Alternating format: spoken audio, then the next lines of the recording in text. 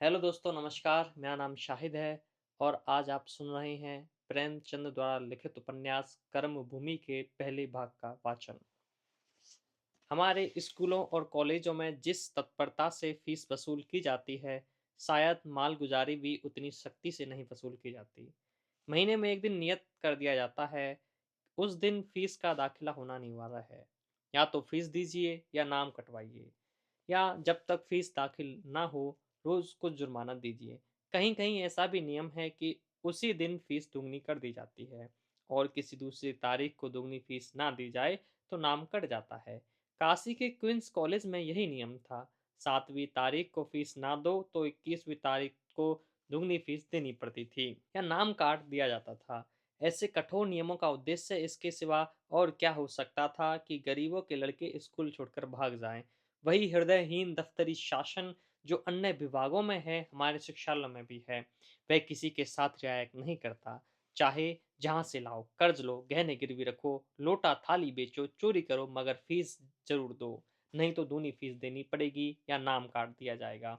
जमीन और जायदाद के कर वसूल करने से में भी कुछ रियायत दी जाती है। हमारे शिक्षालयों में नरमी को घुसने ही नहीं दिया जाता। जहाँ स्थायी रूप से मार्शल लॉ का व्यवहार होता है, कचहरी में पैसे का राज है, हमारे स्कूलों में भी पैसे का राज है। उससे कहीं कठोर, कहीं निर्दयी। देर में आइए तो जुर्माना, ना आइए तो जुर्माना, सबक याद ना करिए तो जुर्माना, किताबें ना खरीद सकिए तो जुर्माना, कोई अपराध हो जाए तो जुर्माना। शिक्षालय क्या है? जुर्मानालय है। यही हमारी पश्चिमी शिक्षा का आदर्श है, जिसकी तारीफों के पुल बांधे जाते हैं। यदि ऐसे शिक्षालयों से पैसे पर जान देने वाले, पैसे के लिए गरीबों का गला काटने वाले, पैसों के लिए अपनी आत्मा बेच देने वाले छात्र निकलते हैं, तो आश्चर्य क्या है। आज वही वसूली की तारीख है। अध्यापकों की मेजों पर रुपयों के ढेर लगे हुए हैं। चारों तरफ खनाखन की आवाजें आ रही हैं। सर्राफे में भी कुछ रुपए की ऐसी झनकारें सुनाई देती हैं। हर एक मास्टर तहसील का चपरासी बना बैठा हुआ है। जिस लड़के का नाम पुकारा जाता है, वह अध्यापक के सामने आता है, फीस देता है और अपनी जगह पर जाकर बैठ जाता है। मार्च का महीना है। इसी महीने में अप्रैल, मई और जून की फीस वसूल की जा रही है। इम्तिहान की भी फीस ली जा रही है। 10वें दर्जे में तो एक एक लड़के को 40 रुपए देने पड़ रहे हैं। अध्यापक ने 20वें लड़के का नाम पुकारा। अमरकांत। अमरकांत गैर हाजिर था। अध्यापक ने पूछा, क्या अमरकांत नहीं आया? एक लड़के ने कहा, आए तो थे, शायद बाहर चले गए हों। क्या फीस नहीं लाया? किसी लड़के ने जवाब नहीं दिया। अध्यापक की मुद्रा पर खेद की रेखा झलक पड़ी।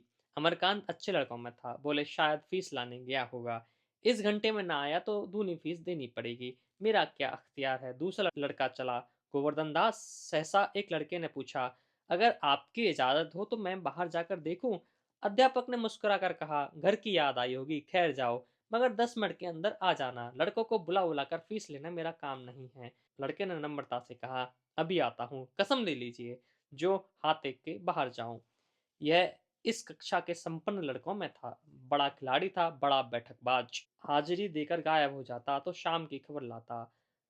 हर महीने फीस की दूनी रकम जुर्माना दिया करता था। गोरे रंग का लंबा चौड़ा छरहरा शौकीन युवक था, जिसके प्राण खेल में बसते थे। नाम था मोहम्मद सलीम। सलीम और अमरकांत दोनों पास पास बैठते थे। सलीम को हिसाब लगाने या तर्जुमा करने में अमरकांत की विशेष सहायता मिलती थी। उसकी कॉपी से निकल कर लिया करता था। इससे दोनों में दोस्ती हो गई थी। सलीम का भी था। अमरकांत उसकी गजलें बड़े चाव से सुनता था। मैत्री का यह एक और कारण था। सलीम ने बाहर जाकर इधर उधर निगाह दौड़ाई। अमरकांत का कहीं पता न चला।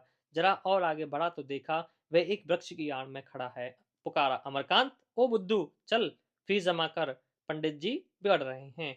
अमरकांत ने अचकन के दामन से आंखें पोंछ ली और सलीम की तरफ आता हुआ बोला, क्या मेरा नंबर आ गया?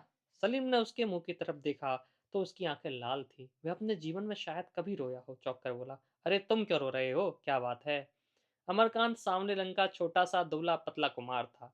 अवस्था 20 की सी हो गई, पर अभी मसे भी न भीगी थी। 14-15 साल का किशोर सा लगता था। उसके मुंह पर एक वेदनामय दृढ़ता, जो निराशा से बहुत कुछ मिलती जुलती थी, अंकित हो रही थी। मानो संसार में उसका कोई नहीं है। इसके साथ ही उसकी मुद्रा पर कुछ ऐसी प्रतिभा, कुछ ऐसी मनुष्यता थी कि एक बार उसे देखकर फिर भूल जाना कठिन था। उसने मुस्कुराकर कहा, कुछ नहीं जी, रोता कौन है? आप रोते हैं और कौन रोता है? सच बताओ क्या हुआ? अमरकांत की आंखें फिर भर आई। लाख यत्न करने पर भी आंसू ना रुक सके। सलीम समझ गया, उसका हाथ पकड़कर बोला, क्या फीस के लिए रो रहे हो? भले आदमी मुझसे क्यों ना कह दिया। तुम मुझे भी गैर समझते हो, कसम खुदा की बड़े नालायक आदमी हो तुम। ऐसे आदमी को गोली मार देनी चाहिए।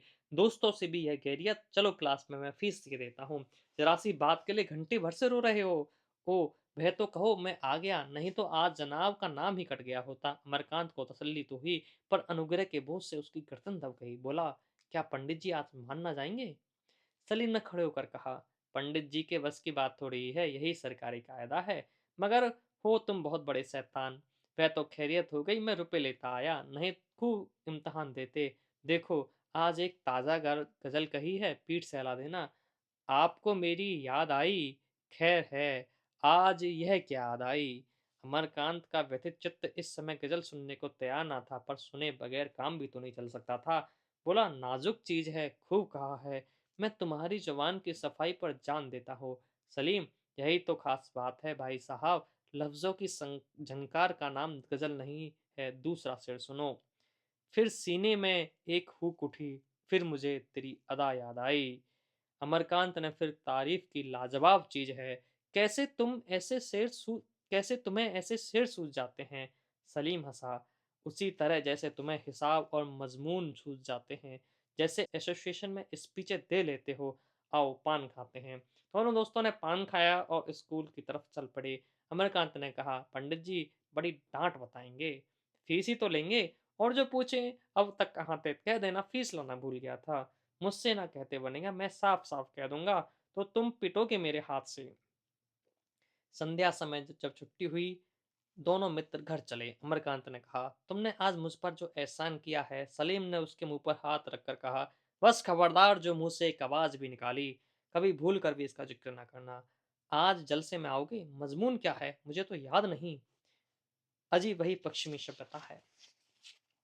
तो मुझे दो चार पॉइंट बता दो, नहीं तो मैं वहां क्या कहूंगा। बताना क्या है? पश्चिमी शब्द सभ्यता की बुराइयां हम सब जानते ही हैं, वही बयान कर देना। तुम जानते तो होगे, मुझे तो एक भी नहीं मालूम।